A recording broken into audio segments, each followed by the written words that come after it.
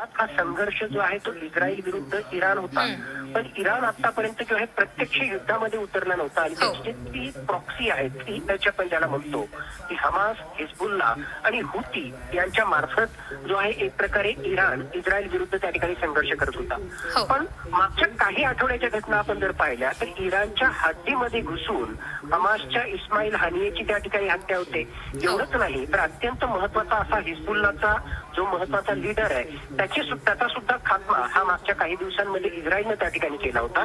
आणि या सगळ्या परिस्थितीमध्ये अयातुल्ला खामेनी जे इराणचे प्रमुख आहेत त्यांना कुठेतरी जे आहे अज्ञात स्थळी त्या ठिकाणी नेऊन सिक्युरिटीसाठी त्यांना घेऊन त्या ठिकाणी गेले होते। म्हणजे एकूणच इराणच्या सामर्थ्याविषयी म्हणा किंवा इराणच्या एकूणच इंटेन्शन विषयी जे आहे प्रश्नचिन्ह निर्माण झाले होते। आणि म्हणून आता एक शेवटचा पर्याय म्हणून इराणला या युद्धामध्ये उतरण्याशिवाय दुसरा कुठला पर्याय त्या ठिकाणी राहिला होता। म्हणून माझ्या मते आता त्यांनी पूर्णतः या ठिकाणी हल्ला केलेला आहे। नक्कीच या घटनेमुळे जे आहे त्याला आपण म्हणतो वायडर एस्केलेशन एक प्रकारे पश्चिम आशियामध्ये जे आहे युद्धाचं लोण फार मोठ्या प्रमाणावर त्या ठिकाणी पसरलेलं आहे। कारण आतापर्यंत फक्त जे आहे इस्रायल त्याचे जे एक प्रकारे दुश्मन होते म्हणजे हमास पासून ते हिजबुल्ला पासून सिरियामध्ये सुद्धा जे हल्ले केले होते।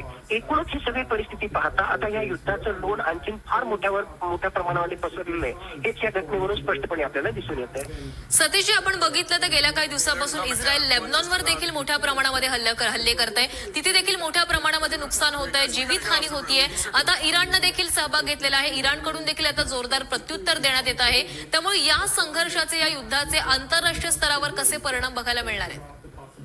नाही, नक्कीच या सगळ्या घटनेमुळे जे आहे वेस्ट एशियामध्ये पश्चिम आशियामध्ये जे आहे युद्धाचं लोण आणखी फार मोठ्या प्रमाणावर पसरलेलं आहे त्या ठिकाणी स्पष्टच आहे।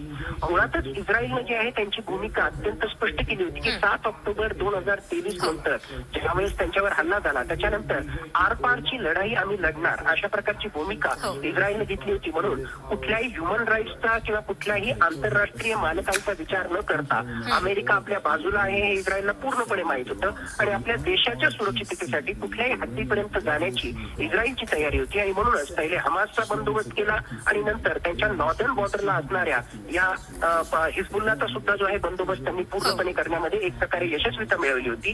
आणि आता खरा त्यांचा जो दुश्मन आहे इराण, आता इराण विरुद्ध सुद्धा जे आहे त्यांनी मोहीम एक प्रकारे उघडली होती आणि इराणनं आता हा हल्ला केल्यानंतर नक्की त्याचे वायडर रॅमिफिकेशन्स आहे इराण विरुद्ध इस्रायल। आणि जर आता इराण विरुद्ध इस्रायल झालं तर खऱ्या अर्थानं अमेरिकेची यामध्ये कितपत भूमिका असणार आहे हे अत्यंत महत्वाचं आहे।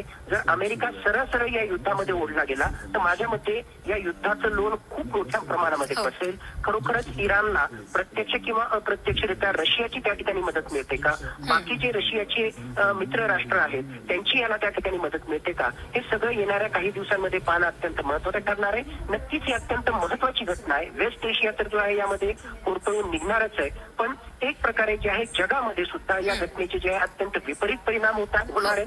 मागच्या 48 तासातच आपण भारतामध्ये त्या ठिकाणी पाहतोय की इकॉनॉमिक अँगलनं सेन्सेक्स जो आहे एक प्रकारे आपला जो सेन्सेक्स बाजार जो आहे शेअर मार्केट जे आहे ते मोठ्या प्रमाणावर त्या ठिकाणी कोसळलं होतं। आणि आता या घटनेनंतर जगामध्ये सुद्धा जे आहेत तिथले शेअर मार्केट ते कोसळतील, इकॉनॉमीवर सुद्धा विपरीत परिणाम त्या ठिकाणी होतील।